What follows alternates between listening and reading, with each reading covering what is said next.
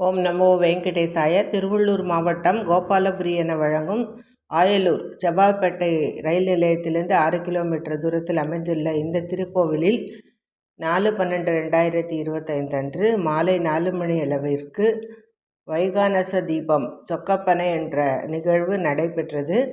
அனைவரின் நலனுக்காக லோகக்ஷேமார்த்தத்துக்காகவும் ஸ்ரீ உவே ஸ்ரீனிவாச பட்டாச்சாரியார் இதை நிகழ்த்தி வைத்திருக்கிறார். இந்த கோவிலின் முன்னால் இருக்கக்கூடிய தீபத்தூண், தீபஸ்தம்பம் என்று சொல்வார்கள்.